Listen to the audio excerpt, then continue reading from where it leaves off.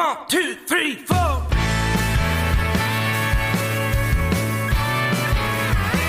right, welcome back to another episode of Country and Cold Cans. I'm Logan, sitting here with Trucker Andy and Kyle. Be sure to give us 5 stars and a great review on Spotify, Apple Podcast, Amazon, and Stitcher, where this podcast is available.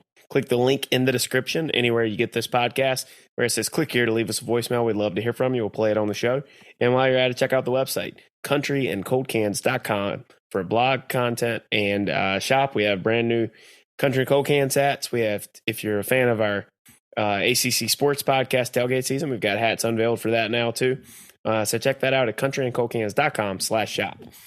All right, guys, on the docket today, we're going to be talking about friends of the show's brand new killer record by Mason the Gen Line called Sangre. But before we get into that, Kyle, I know you, I think, are the one that sent it to us. So at this point, we've all heard it. The collab between Brad Paisley and Ukrainian President Vladimir Zelensky.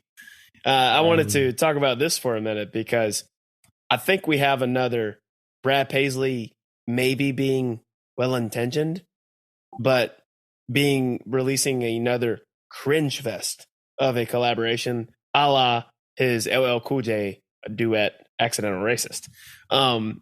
I forgot about that one. Yeah, dude, that one that one again, well-intentioned, but was cringy as crap back in the day. This one follows kind of the same mold. I think that personally, I hate songs like this. I hate the Kumbaya, We Shall Be Free, Garth Brooks, We Are the World, Michael Jackson, and whoever else, who wasn't on that song. But these songs are awful. They may be well-intentioned, but they come across so fake. Like, I hate songs like this. These songs are, if you Google virtue signal in the dictionary, they're right there beside it. I just, like, this reminds me of a skit from like Saturday Night Live. Yeah, where they're like, I am X movie star and I am doing a phone-a-thon to feed the homeless and I'm going to sing a song. And I'm like, no. I mean, and the fact that the Ukrainian president is listed on it, I'm like, oh God, this is next level cringe, bro. I mean, it really is. And honestly, it's a little bit, if we're being honest, it's a little bit disingenuous because it's tried to be presented as a, peace song, but yes, I mean, it's definitely kind of a pro-war song in some ways. Here's the way I'm going to just view this from 1,000-foot view. I would look the same way at Brad Paisley if he did a song with Donald Trump on the credits or Joe Biden. Right. I'm like, what in the fuck are you doing, Brad Paisley? What are you doing? Yeah. And so we're clear to whatever assholes are out there that would like to just make a big deal about everything, being anti this song doesn't mean you're pro Putin. So fuck off if that's what you're going to try to say. But this song, you can be anti-Russia and also be like, you know what? This song kind of sucks. It's just cringe, bro. I mean, like, this is way too try hard. Look, we all make fun of, like, there's a thing of separating the artist from the art. Yeah. There's artists on both sides of the political divide that I have to do that for because I get annoyed by the extremist rhetoric from artists of all political stripes. Yeah. For every Jason Isbell, there's an Aaron Lewis. And they can make a song. If Brad, God, this is the worst part where he does the interview in the song. Scott's just. Yeah, he's like, hey, Mr. President. Yeah, we speak different languages. God, it's like something you'd see in South Park. Yes, it feels like something from South Park. My whole thing is like, you just if you just cannot be this on the nose. No, and I liken it to how people feel the need these days to put, like, you know how on Facebook, whenever there's either, God forbid, a tragedy or something going on in world affairs, they feel Put the the need to flag put a up? filter. No, just like, Oh, yeah. it's I not understand. specific just to like the Russia-Ukraine conflict, but it's just anything. Like they feel the need to put a filter on their Facebook profile photo, being like, oh yeah, I support this. I support that. I'm like, dude, like, but the part that annoys me is not even that they feel the need to do that. It's that if you don't do that, suddenly that means that Bad person. you're a bad person because you're not Yeah. using your platform. Oh my God, if I'd never heard that phrase again. But My it's just platform like, that no one noticed that I deleted.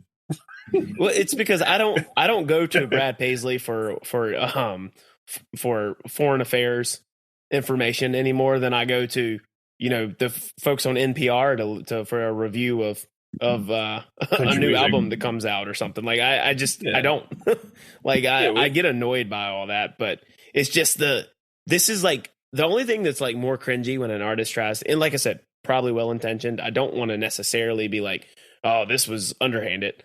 Maybe a little disingenuous in some ways, but it was probably well intentioned. But the only thing that's more cringy than this is like when actors do their serious videos and they all sit there and it just keeps cutting to them and they're like finishing each other's sentences about insert hot topic of the day. I'm just like, Mhm. dude, I don't need Jim Carrey telling me, you know, what to think about things because, like, honestly, I don't care what they have to say. It's like Yeah. they can say what they want to say, but I don't care what they have to say. Yeah. I hate when the elite tell me to about anything. Is really what it comes down to. Yes. The rich and the famous want to suddenly become lecturers to everybody, and it's not even saying that you always disagree with them or you always agree with them. It's just it's a very annoying. It hits a nerve in me that it just annoys me when people with a following or a little famous want to start suddenly lecturing me about something, even if I agree with them on what they're lecturing me about. I just don't like it. they do it because they want to side with the big Hollywood producers, so they want to be preaching their message. Heard that on Rogan. It's a sense of self-importance that I'm just like, it kind of turns me off a little bit. The greatest part about this song is when it was When over. it ends, no, it's been out over a month and it only has 282,000 plays. Yeah, So that's not good. There's hope in the world. If this song had I never 200 heard of it until you sent it last week. Was it last week I sent it? Yeah. I think it was last week. I hadn't yeah. heard But see, of it. that's the thing, though. I love Brad Paisley. Like his first yes, 3 or I 4 would defend- records are, Yes. dude, Lots chef's of things kiss. he does. Yes. Love Brad Paisley. So But this I is don't, not I don't it, want this Chief. to come across It's not like it. I'm bashing not Brad it. Paisley because It's I'm not not. it though. I just think this particular song in a vacuum, not even Shit. low key, it just sucks. It's just shit. It's a vacuum. Yeah. It's just shit. Yeah. It's just shit. I'm sorry, but I mean, like, Yeah. Either way. we're crossing the Rubicon. All right, this is the last thing I say. Songs like this, we're crossing the Rubicon. I'm I don't all know, for it. what does Jeep have to do with this? So crossing the Rubicon is like a reference to the Roman cavalry when they invaded, I think it was France or Germany, the Rubicon River. But it's a point of no return, essentially, is what it means. Like when we start getting foreign presidents on songs, or even domestic presidents or political figures just on political songs, figures in general. we have crossed a Rubicon where, to be honest with you, we don't want to go. Well, it's been pretty We don't want to get standard. to that point. It's been pretty standard country and cold cans, like opinion here. We've talked about it multiple times on the show. We aren't what we would be accused of for anybody that is a Weisenheimer and hears this and they saying, "Oh, you guys are shut up and sing." Well, no, you can say what you want. I support your right to say what you want and speak your mind. Do what you want there, Chief. Problem is, we just don't care what you have to say, whether it's left wing, right wing. Anyway, we just don't care. Like that's kind of our take on that, and we've been pretty consistent on that across the political spectrum on things, whether it's domestic or foreign. I don't look to artists and and actors to be my moral compass or my political compass, if you will, because we And don't Mr. talk about Zo- politics on here. We aren't talking about tax policy and the latest this bill and that bill is coming through when we do this show. Like, because people don't listen to this show for us to lecture that. them. That's right. Especially not for Mr. Zelensky with 2 Y's. Yeah, like they listen to this show to hear us talk about music and talk shit to each other. I think both of y'all missed the 2 Y's comment. Well, it gets a little different if I texted y'all. It's like, hey, with 2 Y's for someone. Yeah. His name has 2 Y's, by the way. Yeah. So is it pronounced Zelensky or Zelensky? That's a great question. I don't know. We'd have to ask Mr. Biden. He just went and talked to him. So Yeah. or Mr. Paisley. He did a song with him. He did a song with him. With an interview in the middle of the song. Yeah. My whole thing is, man, I don't want to hear BJ sing a song and all of a sudden Bernie's like, hello, friends. This is my platform. And on the flip side, we don't want to hear John Rich sing things like that awful song, so cringy, he put out in 2008, where he says, we're all just raising McCain everywhere across the USA. I was I forgot about that. Dude, it's so cringy, man. Like, I don't care about hearing you talk about what you feel like your topic of the day that you want to sing about. Like, if you want to put it out, that's fine, but I'm not going to tell you not to. I'm just going to not listen to it. Caught shit, yeah. Yeah, because that John McCain, John Rich song was just so bad. I was like, why? Come up with a song called "Blow the Trumpets" with Donald Trump doing a speech in the middle of the song. Yeah, I could see John Rich doing that. Unfortunately. Oh yeah, he definitely. I will never forget that because I heard it and I was like 15 at the time and I was like, what? Oh no! Oh no! I was like, I'm a kid and I know this sucks. Oh no! But anyways, love Brad Paisley. Don't love this song. All right, let's talk about something we do like, right? Back to your regularly scheduled programming. Mason and the Gen Line, friends of the show, really cool dudes, really good band out of West Texas, have released another project, another full-length album, 11 tracks, right in the wheelhouse, Andy, for what you think an album should be in length, by the way. I agree. It is the right length. It is the right length. They got it right on this, and we got an advance. For full disclaimer, like for people listening, we got an early listen to this, so we've been like over the last week, checking this out and kind of like digesting the new project. But really, like, I think that a few things kind of stuck out to me. It was a slight departure, or maybe even. You could argue maybe an evolution of like their cap rock country kind of sound from their first project. They instituted a little bit more of a rock edge, a little bit more rock and roll on this. So it kind of came to like a country rock kind of sound that really is right up my wheelhouse. I love records that sound like this. And the songwriting, I think overall is even better than it was the last time. I can see like even more strides on that side of it. This album really has anything that I could want out of it. It's got introspection, heartbreak, longing, storytelling. It's just, this album was right in my wheelhouse of something I like.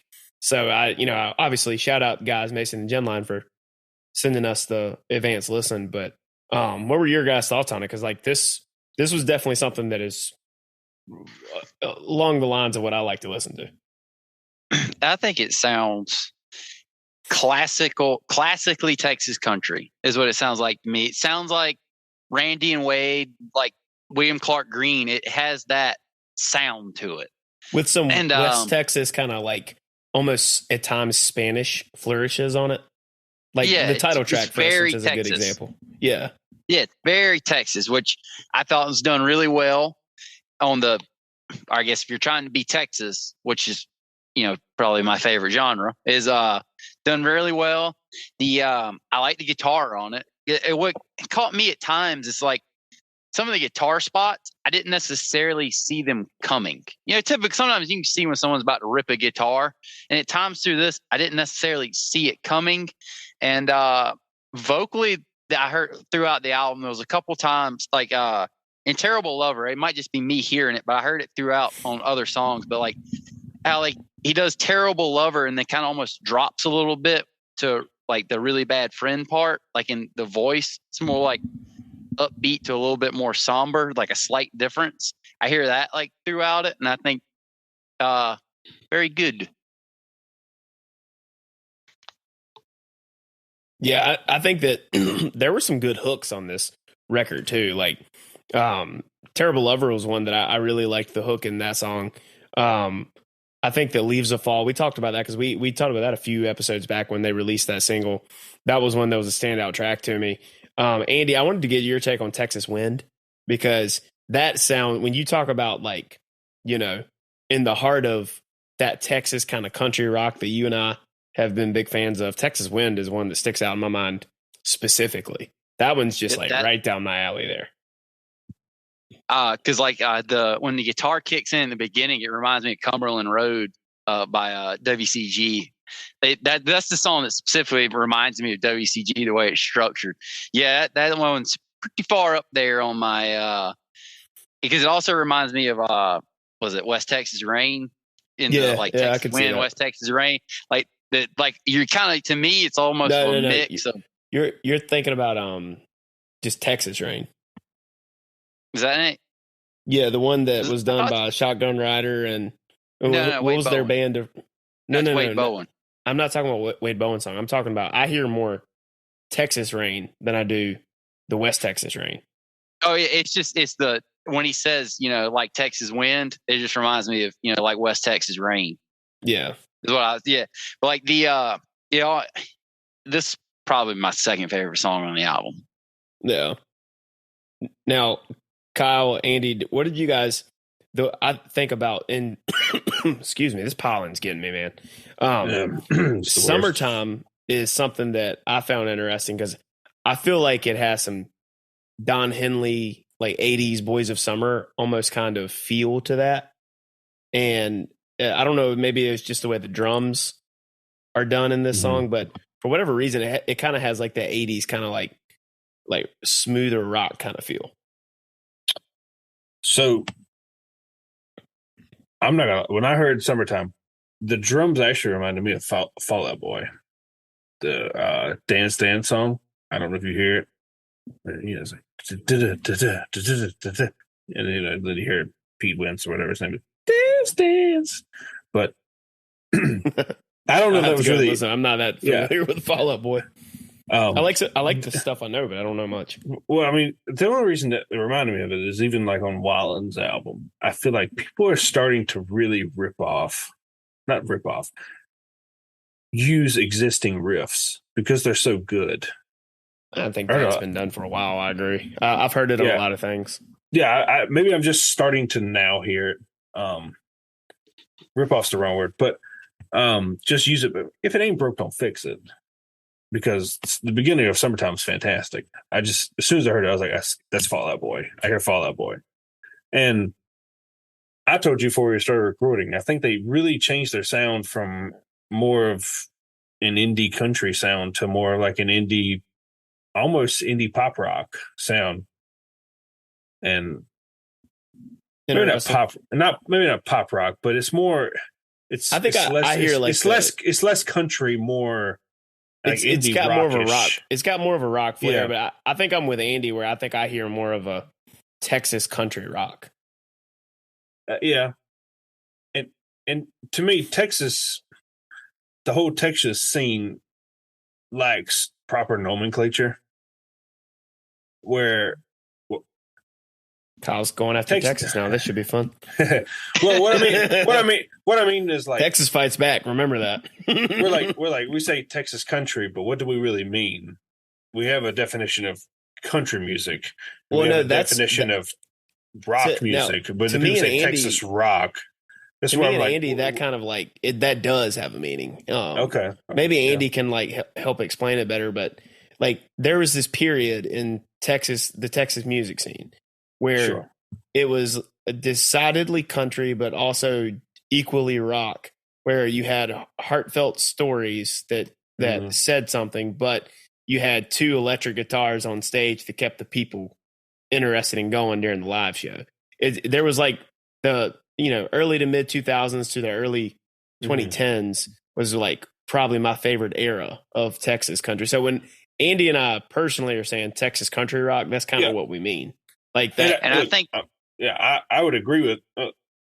My thing is like we've never actually given that a definition, and I think that's a bigger musical industry issue, not so much an us issue. Like if we, go ahead, Andy. Like I said, because the way I said it was classic Texas country, I think is generally accepted. I'm not sure I believe I've heard this from other people as well, is like Randy Rogers, Wade Bowen, Pat Green, REK, sort of is your classic Texas country sound. Basically just after Ragweed, like big names. Yeah. A little bit of not as edgy as Ragweed sonically. Mm-hmm. Yeah. Okay. And I'm all for making like a nomenclature for these things. Yeah.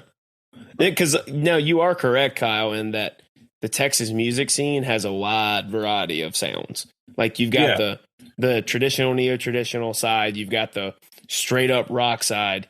You've got where I think this kind of resides more like that West Texas influence, like Andy's saying, like that era, like Randy Rogers influenced Texas country rock. I mean, it's like there is you were correct in saying that in the Texas music scene, there is a wide variance in the sound.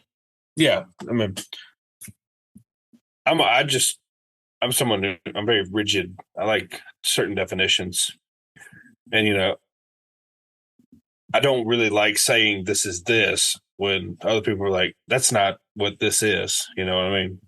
It's funny because like I'm very much it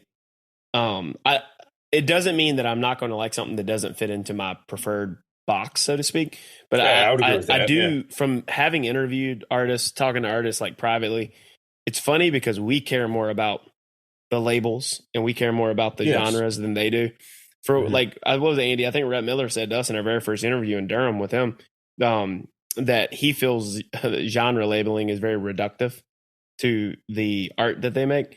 And I get the artist's viewpoint on that.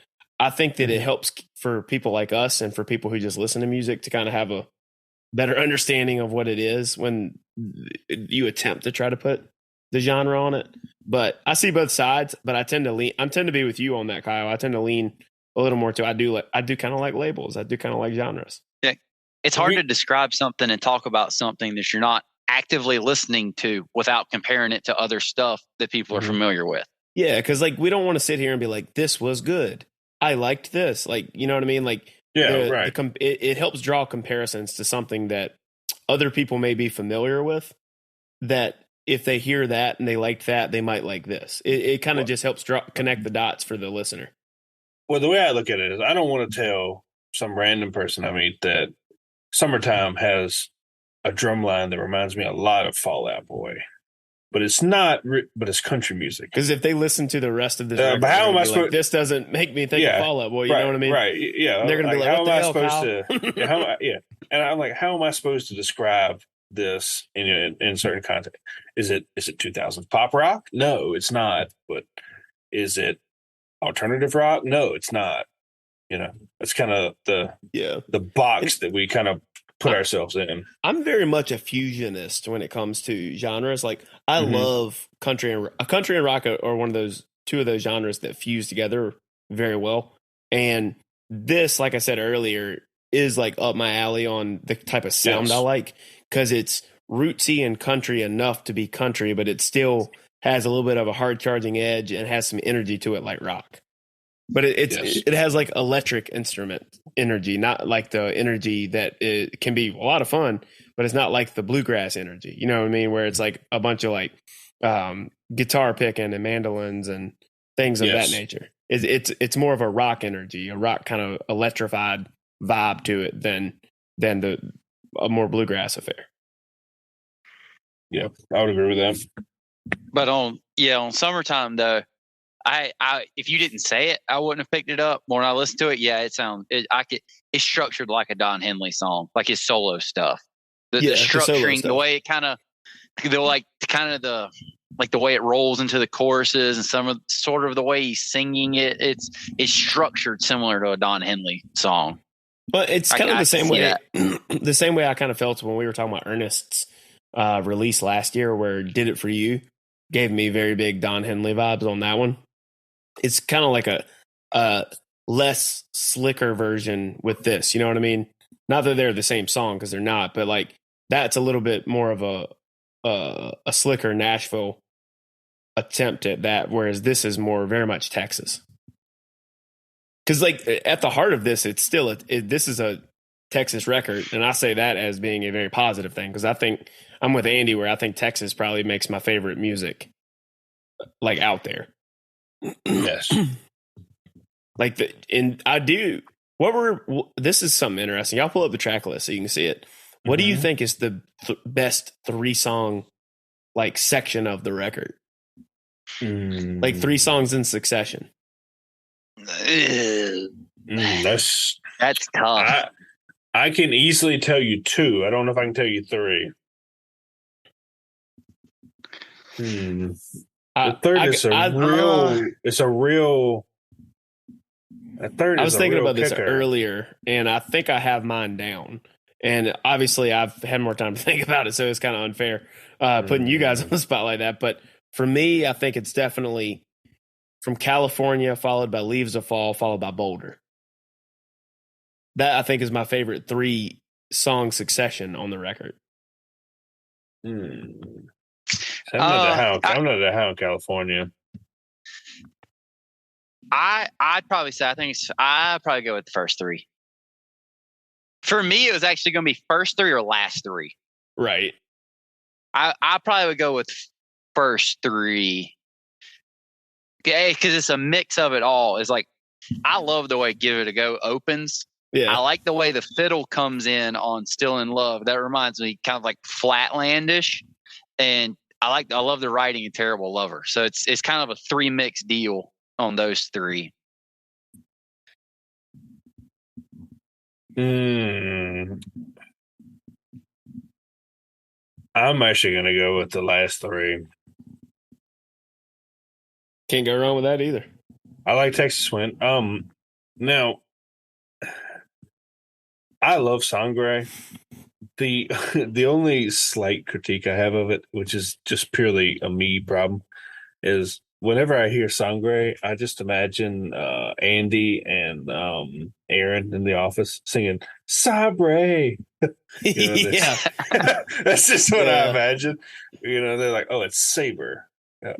Saber. Yeah. And then they keep saying Sabre. Yeah. Sabre. Yeah. I just imagine them singing, like, saying it in Sangre.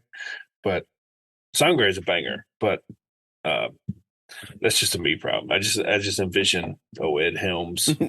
There's a way to weave The Office into almost any conversation. It is. That's how you know it's a standard of American television. It's also it's a cultural icon. Oh, definitely. Yeah. It will be the Hogan's Heroes and MASH of our generation when we're like 50. Right. Yeah. But yeah. One of the things I really liked about this record, though, was it was a record that had songs that actually said something, but memorable sing-along choruses. Sometimes I think that artists either try to go after one or the other. They think they have to be so artsy to the point that the choruses are mundane and they don't have like sing-alongs or things that really kind of you could just sit there with your beer held up in the air at the concert and kind of just like vibe out. And then the flip side of that is you have the big anthemic choruses from a lot of people in music, but the song doesn't really say anything. Like a la, even though I don't hate this song, I think this was a smarter song done in Bro Country, but the Dierks Bentley "Drunk on a Plane" has that big anthemic chorus, but the song, while better than the rest of the Road Country of the era, it's not up there as one of Dierks' best work. But this album did a good job of merging those two things that I like, because I like sing-along anthemic choruses, but I like the song to actually say something. And I hats off to the guys for pulling it off successfully on this record. Yeah. I think I'm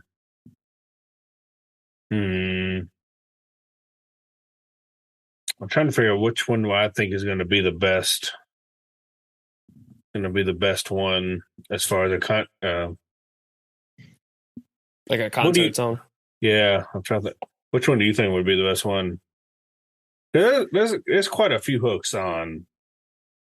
I think I think I it's think- Texas win. Ooh, Oh, that's not a bad one either.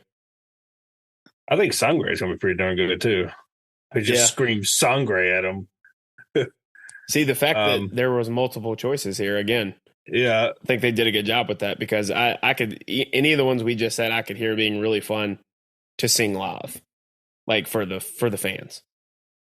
I just feel that like the whole I could see Terrible Lover too, but like the whole vibe of Texas Wind live, like with the guitar is just more electric in like atmosphere wise. And Yeah. like the way the chorus is sung, it's just more of an electric experience live, I would think, than Terrible Lover. Right. I can see that. So we talked about best three in succession. What were your three favorite songs overall? Start at 3, go to 1, Kyle. 3. I'm going to. I'm going to go 3. I'm going with Texas Wind. 2. I'm going to go with Boulder. And number 1, that's tough between these two. I really like Leaves to Fall. Yeah, I like Leaves to Fall a lot too. Yeah, so that's probably my number 1. Trucker Andy? Oh, well, we're going to be fairly close on this. I'm probably going to go Texas Wind, Leaves to Fall, Terrible Lover. Okay, interesting. We're all going to be pretty close on this for the most part because Texas Wind was number 3 for me. Number 2 was California, and number 1 is Boulder. There's something that I just has this easygoing feeling and like to the way California sounds. It makes me think of how America used to look at California back in the day. You know, like the land of opportunity, the sunshine out there. Like you go there to be a star. Is the way, not necessarily saying that's what the song's saying it's about necessarily, but I'm saying that's the way the song feels, like musically. I think that's what kind of drew me in on that one, like sonically speaking, was just the kind of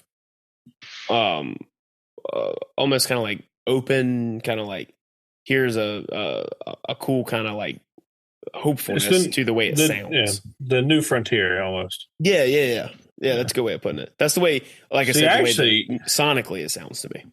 I actually took the opposite away from California. I actually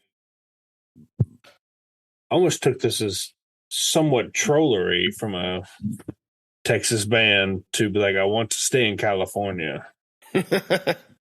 Well, see, I'm not saying lyrically. I was speaking strictly about how the music feels to me with that one. I like if it was an instrumental, that's what the song would make me kind of get that feeling. That's what I was like getting at. Okay. The sound of that song feels pretty familiar, actually. I can't place it, but every time, the only thing I can catch is the line. I can't get past it. Is that I just want to go back to California one more time. Since that my truck is now illegal in California, I can't go back to California. I used to always like going to California, and I just kind of just want to go one more time. Yeah. So that's I was like, every time he said it, I was like, same. Yeah. California is one of those places I'd like to visit at some point. Like I'd love to go to San Diego. California is cool. I like it. I've always heard the weather there is just amazing. But I like Central better, but the only time I've ever been in California was in LAX. Never left. California's cool. I bet that sucked. Never left at the airport. That's kind of how I was in Dallas. Like I've been to DFW, but only the airport. I was laid over for 5 hours. Ooh. Yep, in LAX. So my experiences with LA are I live vicariously through Nick Miller. That's hilarious. Yeah, I live vicariously. I can say I relate to that statement. I am Nick Miller. I have a lot of similar personality traits as well. Yeah, with Nick. Like when he got angry at the door that time for not wanting to pull it when it said push. Yeah, I've done it 1,000 times. Yeah. I love the part too. Like now we're going down a rabbit hole, but Nick is such a great TV character where he was just like, they're like, Nick, you don't even help pay all the bills. He goes, I'm sorry, I refuse to pay for the Wi-Fi. Yeah. Where he's like, I vibe with him. He's like, he's deeply intelligent. And he's like, I passed the California bar, but fuck it, I just want to be a bartender. Right. Yeah. He goes, after I became a lawyer, I realized I hated the law. Yeah. Yeah. So, great show. yes. New Girl, check it out. Yep, definitely. If you haven't watched it, definitely should. But Andy, no, like Andy, you're a Winston. Andy's Winston. Me and Clint used to say that to him all the time. He is Winston. And You're Andy used to be like, why am I Winston? He's like, he's so weird and he has a cat. Andy, you're Winston, bro. Because you just have these little quirks about you that just work. And Clint's a Schmidt, for sure. Yes, 100%, yes. We used to say that when me, Andy, and Clint were living together. We'd be like, oh, Andy's Winston. Andy'd be like, why am I Winston? Yeah, because I feel like Clint's always like, I'm getting chubby. Well, he's back in the gym now. Oh, I feel like Clint would be the person to be like, he's obviously really, really cut and lean. He'd be like, I'm getting chubby. Like, back then, yeah. No, you're not. And he'd show you a picture of when he was 13 and fat. Yeah. Yeah. Really, be like, this is how I used to look. Yeah, this is why I eat clean. Very lean, bro. Yeah, you're still real lean, man. Yeah, that's 100%. And I was very much like Nick because I was just like, I don't give a fuck. Yeah.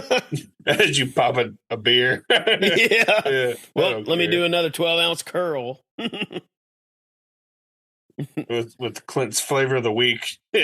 You're shit. Logan goes to Jim's Bar and Grill. That's right. I'm heading to the gym. You can't say that when it's a bar and grill. Yeah. No, such a great show. Boulder Such a great show. Boulder and California have pretty similar sounds.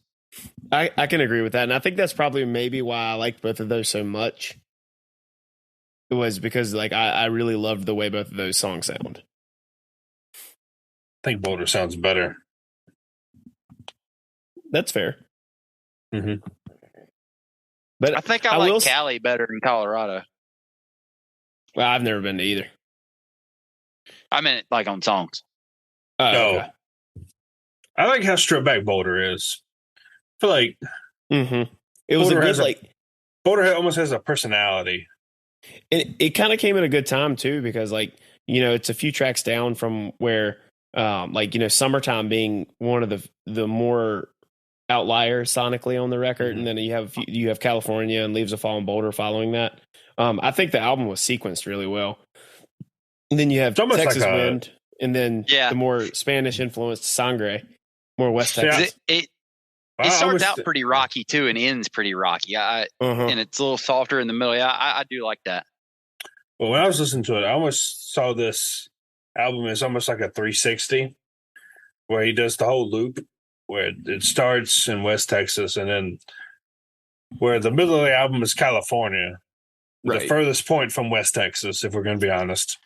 And you know, Boulder's kind of close, but it's not really West Texas. And then, you know, by the time he gets to Texas Wind, it's back home, and then Sangre is almost back to the origin of the album. It's almost like a full circle. Yeah, I mean, I think overall very strong project. I've really been digging this one, and I got to bring this up again because it's worth noting with the way music is these days. 11 songs is perfect for an album. Yes. I also want to tip my hat to whoever did their album art. It is amazing. I was literally about to say it is amazing. Whoever did it, tip of the cap. It screams like Western movie cover from the 1960s. It's amazing. So whoever did that, you know, tip of the cap. It has a real theatrical aesthetic to it. Yeah. Yeah, and it's like got your colors too of like your like the pastels, your typical Aztec blanket, like you see in like New Mexico. It's got those colors is what it is too. So it's It's a sick album cover. Oh, no doubt, no doubt. And I think it kind of fits the like feeling of the record too. Mm-hmm. Yeah, it's phenomenal. It's It got the looks like the cowboy album skull head, sounds. dude. Yeah. I like the cowboy skull head, dude. I don't know Yeah. what he's Yeah, doing. it's sick too. Yeah. Don't know what he's doing, but it's awesome. Right. No, but hell of a record. Definitely check this out. Check out their music, and if you're nearby, unfortunately we're a few states away, but if you're nearby, definitely go to their show. These guys, some talented dudes. We've been listening to them since their debut project, Caprock Composition, and I'm excited for to see where their career goes because one, they're super super nice dudes, and two, they put out some damn good music. So check out Sangre by Mason and the Gen Line. For this episode of Country and Cold Cans, be sure to go look in the description. Click the link that says click here to leave us a voicemail and let us know what your thoughts on Mason and the Gen Line and this brand new project. The 11 new tracks we got from the West Texas outfit. We'd love to hear from you. We'll play it on the show. And check out the website, countryandcoldcans.com, as well as give us 5 stars and a great review where this podcast is available on Apple Podcasts, Spotify, Amazon, and Stitcher. For this episode of Country and Cold Cans, I'm Logan, sitting here with Trucker Andy and Kyle. See you next time. Take care, guys.